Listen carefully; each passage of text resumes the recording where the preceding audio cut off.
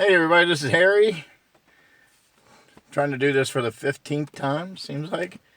Happy birthday, birth year to Mike and Bob. Mike. Mike is known as Gray, 1951. That's his YouTube handle. And Bob is Robert Harrison 2.0. That's his YouTube handle. And they are both fellow grumpy old men.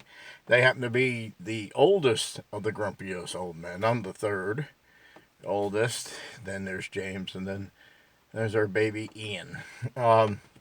So we're wrapping up our birth years. They're films, 10 films from the years that we were born, and Mike and Bob happened to share the same year. Same year that Harry S. Truman was in office, and the Korean War was starting up, and yeah, it was a long time ago. But oldies but goodies, right? So I came up with 10 films from 1951 that I like. I tried to be a little bit more, tried to be diverse a little bit. There's some repetition amongst us. Also, I noticed I watched videos. Caster is his name. Film Noir is a film noir channel. Does really good videos about film noir and very good production values. Not like this shit that I have here, sitting in a car on a rainy day here in Florida. So, anyways, let's get to the point. And great graphics, because I can insert everything here by tablet. So the first film, and these are not in any particular order, but this happens to be probably my most favorite film of 1951. Humphrey Bogart and Katharine Hepburn's The African Queen. And that was directed by John Huston. Great film. Beautiful. Looks beautiful on Blu-ray. I'm so glad that they restored it and put it on Blu-ray. It looks so beautiful on it. And basically it's a... what's his name? Humphrey Bogart plays a captain of the African Queen, which is a boat, and Katharine Hepburn is a missionary. Her husband dies, and they travel down the river and try to avoid Nazis. So, very good film, very well acted. Humphrey Bogart at his rugged best. Didn't shave. Katharine Hepburn.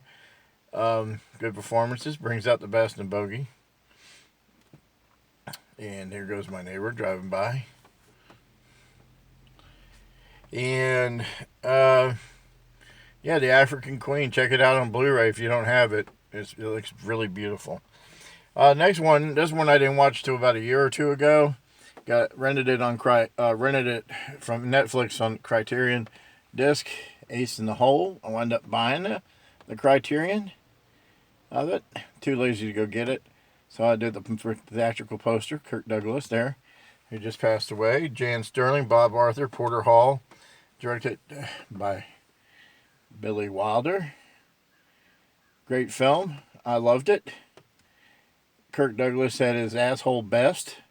He does play good assholes in movies, you must admit. But yeah, he plays a reporter trying to get a story, and the guy's in a cave-in, and he drags that shit out.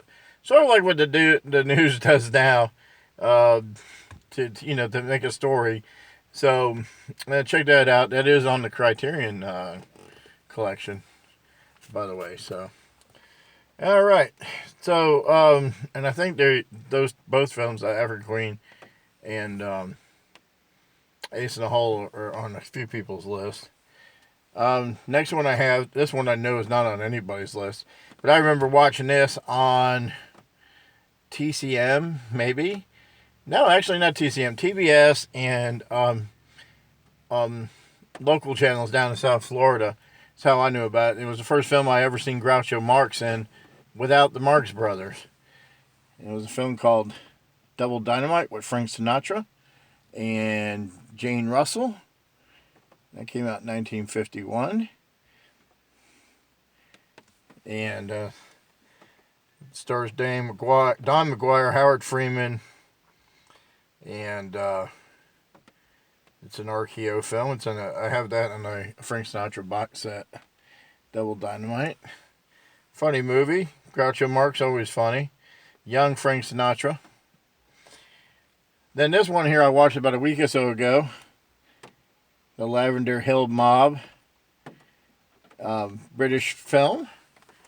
Ealing Studios, directed by Charles Crichton. Starring Alec Guinness and Stanley Holloway. You remember Stanley Holloway? He played I'm getting married in the morning. Ding dong, bonk. The bells are going to chime. There you go, My Fair Lady. With Sidney James and Alfie Bass. And screen debut, I believe, of Robert Shaw, and Audrey Hepburn are both in that. So, yep, The Lavender Hill Mob came out in 1951. Female film. Girls film, next one. People Will Talk, Cary Grant in it with Finlay Curry, Hume Cronin, very young Cronin, and Jean Crane. Basically, Cary Grant is a doctor. Jean Crane is a woman who is unwed and is pregnant. And Cary Grant falls for her, tries to help her, and winds up falling for her, taking care of her. A good film. And as a warning sticker, not suitable for children. It's in 1951. Nowadays, kids probably watch that and wouldn't give a shit. Gene Kelly, Leslie Caron, next one. An American in Paris, 1951. What makes this film for me? Oscar Levant. Funny as heck in this film. Plus a ballet scene. Great dancing, great musical. One I need to get on Blu-ray. I don't know why I'm procrastinating. Love Gene Kelly. Me and him share the same birthday. Just different years. American Paris, that was on a few. Strangers on a Train, Alfred Hitchcock. Is the next one. Here you go. Hope y'all can see that. Farley Granger, Ruth Roman, Robert Walker. Carousel scene on the back is classic. Another female film. A Place in the Sun. Why I like this one? Montgomery Clift. Right there. Montgomery. Monty Clift. Great actor. Loved him. Loved watching his movies. Had a bad accident sometime in the 50s after a party and was scarred up for a while.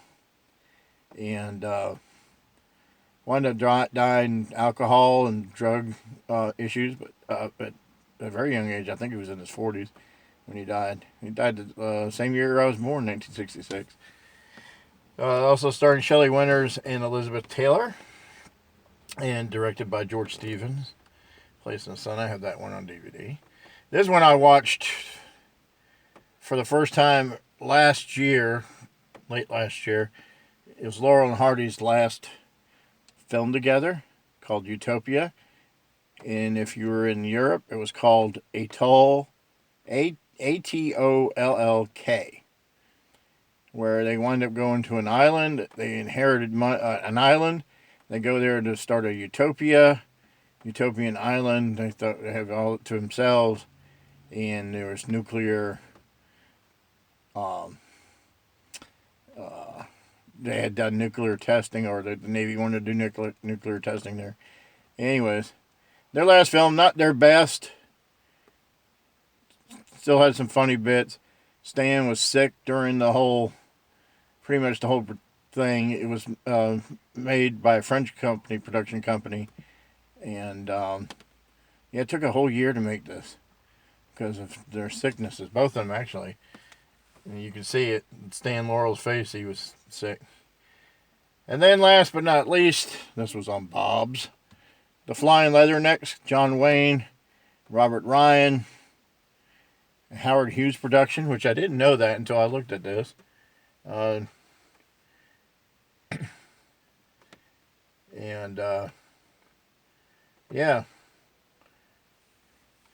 Great John Wayne flick, war film, propaganda film. Flying Leathernecks. Great films. So those are my 10 from 1951.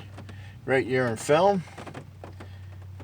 Tell us what your picks are for 1951. Like I said, Castor, Film Noir, done his. Brian, I'd like to see maybe some of yours if you dare, or anybody else. Tell us what your picks are. Actually, make a video and tell us what your the birth year you were born, the top films in the birth year that you were born that you liked. It's always interesting. Gets you to watching. When we did ours, we did 1971, 1974. Wound up buying a few movies from when they were talking about movies like Panic in Needle Park. The year I was born, the Professionals I never watched. I watched Born Free. I bought that. It cost you a little bit of money on doing these damn videos because you wind up buying these films. Oh, I think I'll like that one. And that's what happens. So, anyways, happy birthday, Mike and Bob. I know you were worried. You thought we would have Thomas Edison films on here. The short 30-second films from the Library of Congress that was made by Thomas Edison. But no, this was before widescreen. Talk to you later. Thanks. Bye.